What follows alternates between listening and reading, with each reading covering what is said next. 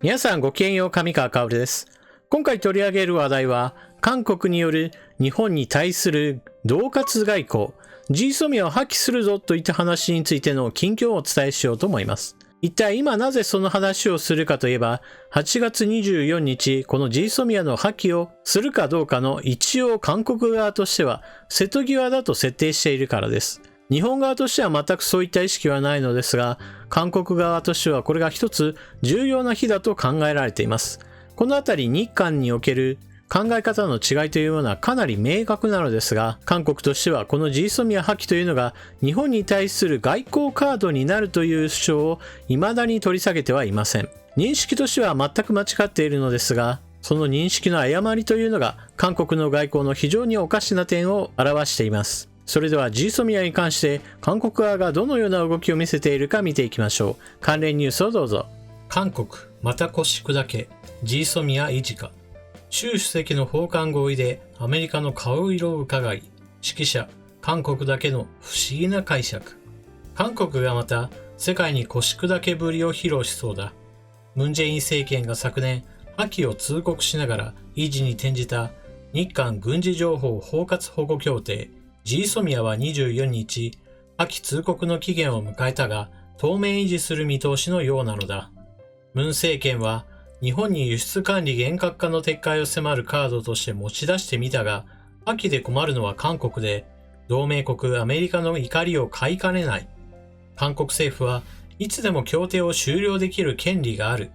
韓国外務省の副報道官は20日、GSOMIA について強気にこう語った。だが、ハンギョレ新聞日本語版は24日、韓日対立の争点、GSOMIA 延長される見通しと報じた。協定の有効期間は1年で、本来は日韓いずれかが8月24日までに破棄を通告しない限り、11月23日に自動延長される。日本のネット上では、まるでやるやる詐欺、結局何もできないなどと呆れる声が相次いだ。日本政府は昨年8月、大量破壊兵器に転用可能な戦略物資について、韓国の輸出管理に疑わしい事案が続出したため、半導体材料などの輸出管理を厳格化した。これに対し、ムン政権は同月、対抗措置として GSOMIA 破棄に言及したが、カードにならなかった。日本は独自の情報収集衛星を7機も保有し、世界最高レベルの対戦能力を持ち、破棄されても大して困らない。逆に困るのは偵察衛星を持たず、協定継続を求めたアメリカを裏切る韓国である。米中対立が激化する中、中国外交トップの楊共産党政治局員が訪韓し、22日に韓国大統領府のソフン国家安保室長と会談した。中韓両国は、習近平国家主席の早期訪韓実現で合意したという。この流れで GSOMIA 破棄を発表すれば、アメリカを激怒させるのは必至だ。韓国事情に精通するジャーナリストの室谷克美氏は、自国が損をすることは分かっているが、国内向けに逆のことを言ってみせるという韓国だけの不思議な解釈だ。韓国は有効な対日カードを持っていない。習主席の訪韓合意もアメリカから見放されても、大国の指導者の訪韓を約束したと国内にアピールするためだ。世界から笑われると指摘した。韓国側が GSOMIA を破棄するぞということを何度となく日本に、それに伴って GSOMIA を破棄したら困るだろうから日本側が韓国側に対して甘い対応しなさいということを暗に迫ってきました。このこと自体がそもそもの大きな間違いで、日本側としては GSOMIA が破棄されたとしても全く何ら困ることではありません。そもそもこの記事の中で触れられているように、日韓の間には情報収集能力についてかなりの差があります。確かに、韓国側は例えば北朝鮮の地上軍を肉眼で見るということが日本とは全く違う点ですが、そのような情報収集については日本側は必要としていません。日本側としては北朝鮮が例えば弾道ミサイル発射したぞといった情報などが欲しいわけですが、この場合韓国側の情報というものはあまり役に立つものではありません。日本側としてはイージス艦を海に配置し、その海で弾道ミサイルの軌道などを読み取ればいいわけですから、別に韓国側との連携というのはさほど重要ではありません。もちろん韓国側の情報をもらえた方がより良いわけですが、だからといってもらえなかったからといって致命的な情報の欠落というものがあるわけではないのです。そういった意味において、韓国側と日本において、この GSOMIA を破棄した場合にどちらの方がより大きな情報損失が発生するかといえば、それは韓国側の方なのです。そして、この重大な事実について韓国側は、国民向けにはほとんど説明をしていません。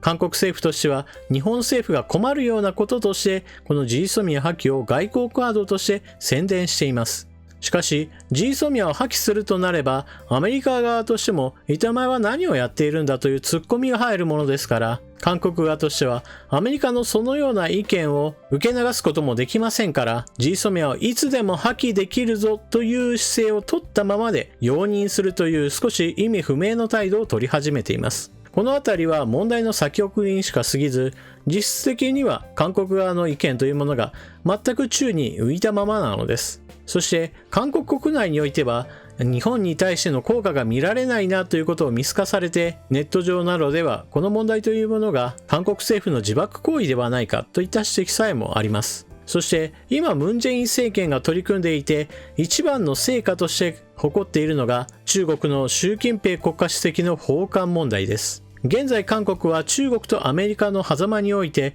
非常に中国に近づきたがっている状況でもあります。なぜならば韓国経済は輸出というものが非常に重要であり、その輸出先というのが中国です。ですから中国との関係を良好にし、輸出先として関係を深めるということがまず経済としては非常に重要です。そして政治上においてもアメリカとの圧力というものが発生し、例えば在韓米軍の駐留費用については未だに揉めていますし、トランプ大統領とも個人的においても印象が非常に悪いことがアメリカの政治の裏側などを暴露した記事などで毎回のように出てきます。ですから韓国のムン・ジェイン大統領としては、現在の経済の悪化に対しても中国との関係を深めることによって国内向けにこの景気回復というものをある程度約束したいことが狙いとしてあります。もちろん中国側としてはそのような韓国側の狙いというものは全く重要視していません。現在中国のファーウェイなどのようにアメリカとの圧力によってそのビジネスが大きく阻害されている業界があります。そのような業界にとって実は韓国の財閥、サムスン、LG、SK ハイニックスなど、それらの企業というものが実は中国の産業にとってもまだまだ必要な部品を作っており、これらの企業がアメリカ側の言いなりになって中国に対する部品供給などを滞らせるということが、中国の習近平国家主席にとっても非常に痛い出来事なのです。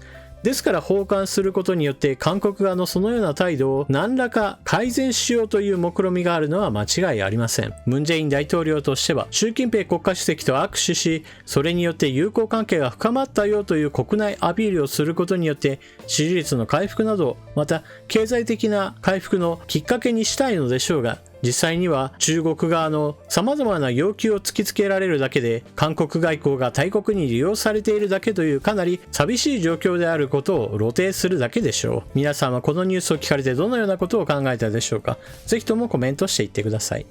それでは動画を最後までご視聴いただきありがとうございました。チャンネル登録していない方はぜひともチャンネル登録を、そして動画を見終わったら評価ボタンのクリックもよろしくお願いします。それでは次の動画でまたお目にかかりましょう。またね。